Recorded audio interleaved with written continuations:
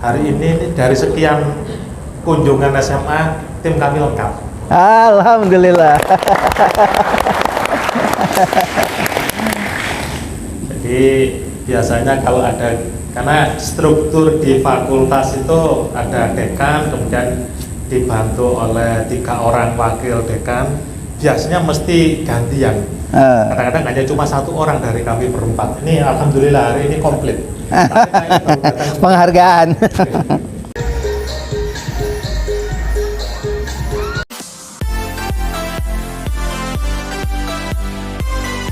Semoga pertemuan ini membawa manfaat dan membawa keberkahan bagi kita semua. Berdoa disilakan.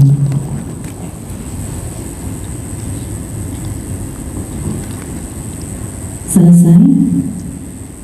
Bapak Ibu, berikutnya kami persilakan kepada Bapak Dr. Haji Dedi Nur Hadiat MPD selaku menerima medali emas, perak, perunggu tingkat Popda. Itu ada beberapa orang seperti apakah ada jalur-jalur khusus seperti itu misalkan. Biasanya itu tidak ada di internet. Barangkali kami di sini ingin bertanya seperti itu, Bapak dan Ibu, kami datang ke sini barangkali ada informasi, sebab walaupun era internet, mohon maaf ini sambutannya luar biasa ya dari Brawijaya. Mungkin nanti bisa jadi orientasi semua perguruan tinggi, semua SMA. Kebetulan saya adalah Ketua Asosiasi Kepala Sekolah Indonesia DPC Kota dan Kabupaten Bekasi di Bali. Jadi saya baru pulang dari Bali, Pak Wayan. Kebetulan saya dari Bali. Informasi yang seperti ini mohon izin nanti Bapak sambutannya akan ditayangkan di YouTube kami dan ditonton oleh seluruh kepala sekolah, karena Asosiasi Kepala Sekolah Indonesia itu bukan hanya SMA, TK, SD, SMP, SMA, SLB, semuanya itu akan menonton channel kami. Apalagi ini perguruan tinggi Brawijaya, sangat berkenan bagi mereka. Informasinya biasanya mengalahkan artis kalau perguruan tinggi itu. Kalau SMA itu Pak begitu. Kemarin kami kan di Bali itu mendatangkan Sabrang dari Leto. Itu baru juga tayang sudah 2000 penonton begitu. Biasanya perguruan tinggi lebih banyak lagi karena mereka ingin kuliah. Oleh sebab itu mohon izin kami nanti akan meng-share informasi dari Bapak dan Ibu. Kenapa saya begitu senang sekali? Karena di sini disambutnya langsung oleh 2 fakultas. Barusan dapat telepon dari jurusan MIPA karena sedang menunggu juga. Wis, saya waktu ITB, UI, Unpad nggak pernah serespon ini. Ternyata Universitas Brawijaya 2 fakultas langsung menunggu kita. Padahal peserta siswanya hanya sedikit ya. Hadir ini hanya 3 bis, sesungguhnya penontonnya dari Sabang sampai Merauke Pak. Nanti bisa dicek di YouTube karena kami ada di Asosiasi Kepala Sekolah Indonesia. Informasi seperti ini walaupun ini hanya perwakilan saja, tetapi kami di Bekasi sekarang sedang memantau informasi ini. Walaupun nantilah kita bicaranya cuma segini gitu, padahal penontonnya banyak ya. Itu barangkali Bapak dan Ibu hadirin sekalian, ini jurusan komputer kalau nggak salah ya, Pilkom ya. Ini sangat tepat sekali karena saya ada masalah Pak Wayan. Tadi itu kemarin kami ke Bromo karena perguruan tinggi libur. Begitu ngerekam seorang penyanyi bass betot pakai karet, begitu menyanyi, saya tanya lagu ciptaan siapa kok bagus sekali, Pak Sumanto namanya. Dan sudah ada di YouTube, tetapi di-delete oleh saya karena di YouTube-nya klaim hak cipta. Wah, kaget, padahal lagunya adalah lagu ciptaan Pak Sumanto, asli dari penduduk Tengger. Begitu saya rekam, nyanyinya juga pakai betot-betot begitu ya kan. Kemudian di-upload, loh, kok ternyata klaim hak cipta ini ada apa? Saya share ke Asosiasi Kepala Sekolah Indonesia, nggak bisa jawab. Ada kemungkinan yang bisa jawab di sini nih. Kenapa lagu ciptaan sendiri kok menjadi klaim hak cipta? Tapi alhamdulillah barusan sebelum saya naik ke sini membaca di WA grup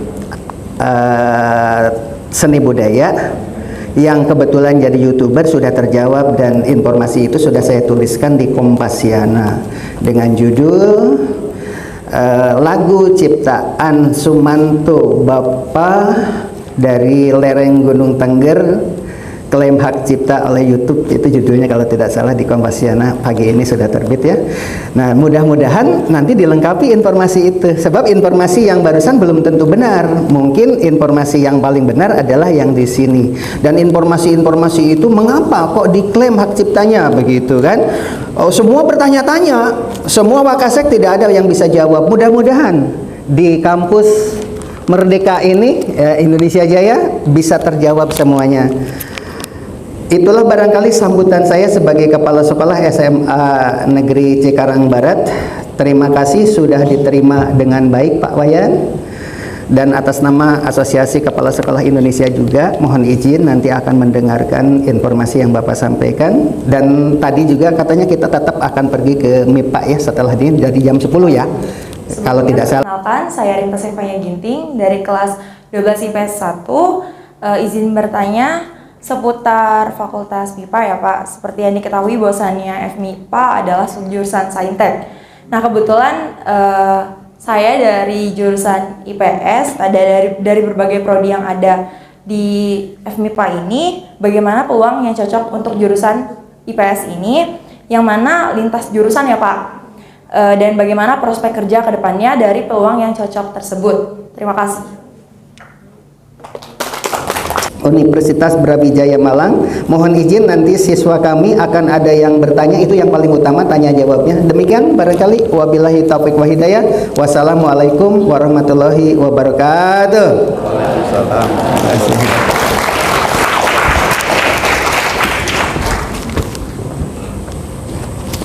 Baik Bapak Ibu, selanjutnya kita beri bersama.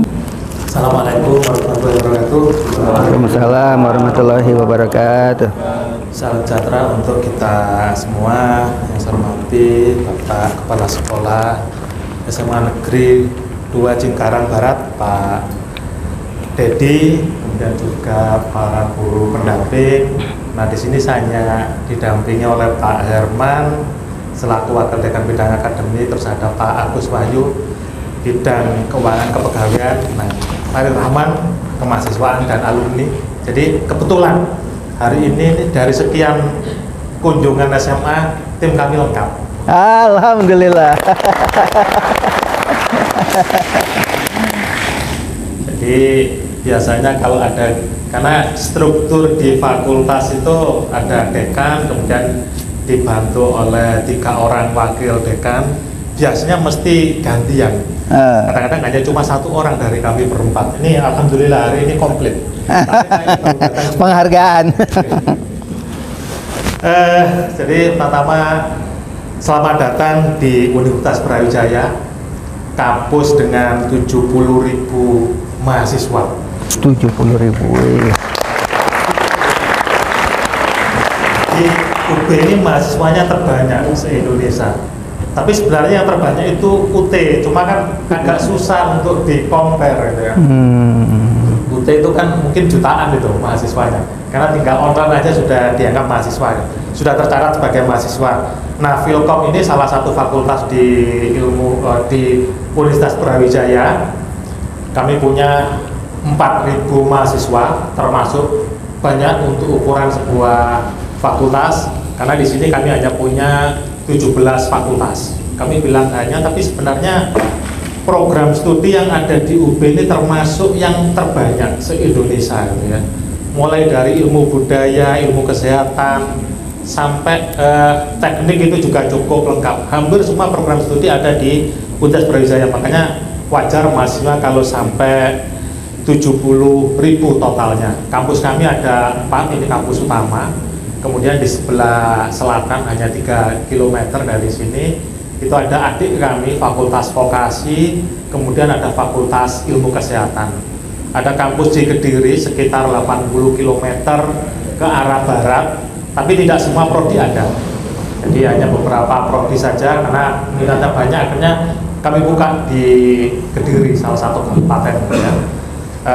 Ada dosennya, kemudian sesekali kami ngirim dosen dari UB Malang. Nah, di Jakarta ada juga kampus UB, tapi sementara ini hanya untuk S3, jadi program doktor saja. Ke depan mungkin ada S2, kalau S1 rasanya enggak, karena justru sepertinya gitu ya, dari hasil kuesioner sederhana kami, justru mahasiswa kami itu pengen datang ke Malang.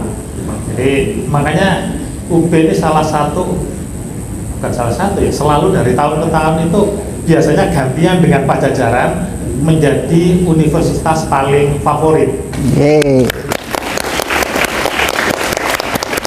Jadi itu dihitung berdasarkan berapa banyak pendaftar dari berbagai macam jalur. Jadi biasanya di SBMPTN kami juga terbanyak pendaftarnya, tapi selalu gantian dengan Pajajaran karena kebetulan juga mungkin Bandung itu juga cukup menarik untuk belajar sekaligus wisata gitu ya. Nah, sebagai salah satu fakultas di UB, kami sebenarnya masih cukup muda. Usia kami baru 11 tahun, Pak. Jadi mungkin SMA Negeri 2 Cikarang Barat ini lebih senior dari kami. Tapi alhamdulillah dalam usia 11 tahun ini kami sudah punya 6 prodi, 5 prodi S1 nanti diuraikan oleh Pak Adam, kemudian ada 1 prodi S2. Insya Allah tahun ini akan mulai program studi S3 doktor gitu ya. Kemudian juga ada tambahan lagi 1 program S2 Sistem Informasi. Jadi prodi kami terus bertambah. Dan alhamdulillah juga kami nggak bilang lagi akreditasi nasional gitu ya. Sudah unggul 4, yang 2 ini tinggal menunggu saja. Tapi yang jelas 6 prodi semuanya itu sudah terakreditasi internasional. Jadi yang mengakses itu salah satu lembaga akreditasi dari Jerman dan itu sudah berlangsung bulan September lalu. Bulan lalu baru kita terima hasilnya. Insya Allah besok ada penyerahan sertifikat akreditasi. Nah, sebagai salah satu fakultas yang baru meskipun baru 11 tahun, dosen kami sudah cukup banyak, ada 104 orang dosen. Jadi rekrutmen itu tiap tahun dari sekian situ sudah ada 27 yang bergelar S3 dan ini akan terus bertambah karena hampir sekitar 25-26 yang sedang studi lanjut S3 dan kebanyakan di luar negeri. Favorit dosen-dosen kami itu biasanya di Jepang, tapi ya ada yang di Taiwan, di Australia, ada yang di Norwegia sekarang. Jadi terus tumbuh sebagai salah satu fakultas yang mungkin nomor 2 paling diminati di UB sini. Jadi kalau UB itu terfavorit di Indonesia gitu ya, Philcom ini nomor 2. Karena seperti biasanya di mana-mana yang paling favorit kan kedokteran. Jadi itu tidak bisa dipungkiri di mana-mana gitu. Bahkan kalau misal ITB buka kedokteran mungkin itu yang paling favorit gitu. Kebetulan belum, IPB yang sudah gitu. Nah, peminat cukup banyak dari seluruh wilayah Indonesia. Jadi kalau adik-adik biasanya teman sekolah itu mungkin satu kelurahan, satu kecamatan, begitu kuliah di UB ya, teman-temannya dari seluruh wilayah Indonesia, bahkan ada beberapa mahasiswa luar negeri juga, sehingga lebih inklusif. Jadi teman-temannya menyebar. Jadi kemudian kerjasama sudah banyak kami lakukan. Jadi ini rutin gitu ya, secara periodik industri itu datang ke kami. Biasanya memberikan kuliah tamu, beberapa sekaligus juga melakukan rekrutmen. Rekrutmen itu baik untuk PKL maupun untuk kerja. Nah, karena bagi mereka lebih baik langsung datang ke kampus untuk mendapatkan lulusan yang terbaik. Dan alhamdulillah lulusan UB ini salah satu yang diakui. Mereka punya kelebihan lebih loyal. Jadi secara kompetensi tidak kalah dengan alumni perguruan tinggi besar lainnya seperti ITB, UI, UGM, tapi punya kelebihan loyalitas.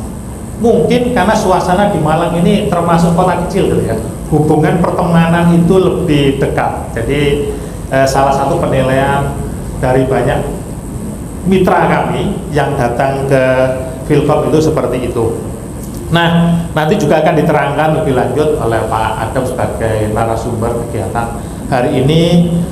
Jalur masuk macam-macam, mungkin namanya sedikit berubah, tapi konsepnya juga sama. Mulai dari jalur nilai raport, Yang dulu itu namanya SNMPTN, kemudian ada tes SBMPTN, kemudian ada jalur mandiri. Sekarang namanya agak berubah, kemudian lebih ke tesnya itu logik gitu ya. Jadi kalau dulu kan semua mata pelajaran utama, kemudian ini lebih ke kemampuan logika. Tapi bagi Filkom itu lebih cocok, karena yang kami butuhkan kan kemampuan logik yang lebih baik gitu ya. Nah, tapi ada juga jalur mandiri berbasis prestasi. Tadi sudah disampaikan Pak Kepala Sekolah, berbasis prestasi itu misalkan juara karate, anggota tim basket, sepak bola, hafidz Quran, itu ada jalurnya sendiri. Insya Allah kalau hafidz 30 juz itu dijamin diterima gitu ya. Dipantau saja.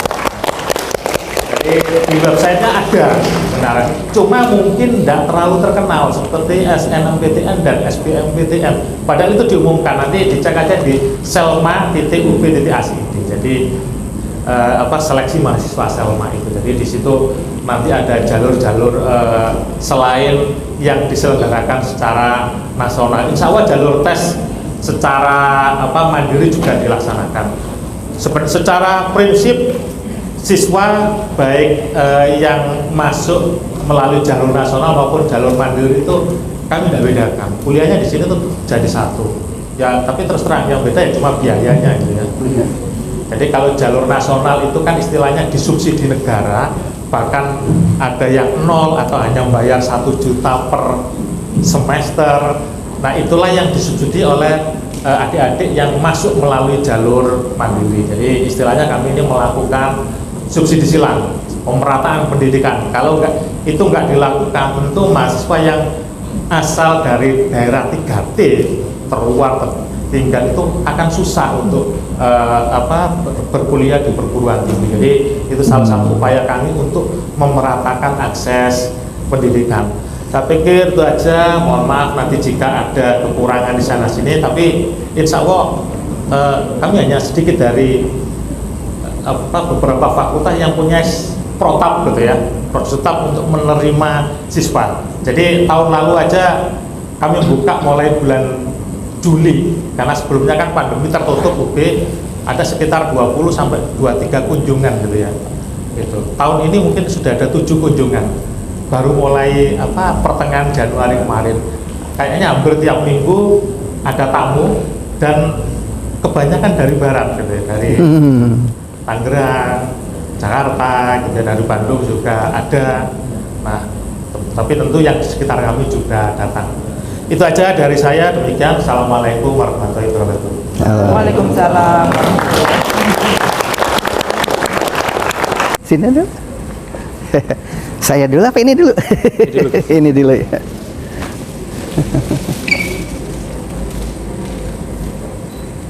Oke, sudah.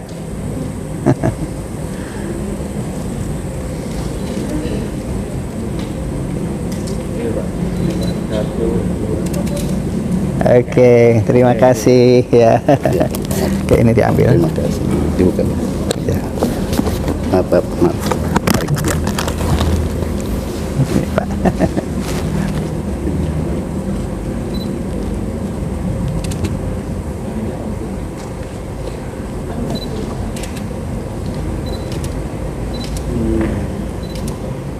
Oke. Terima kasih. Oh ini Pak.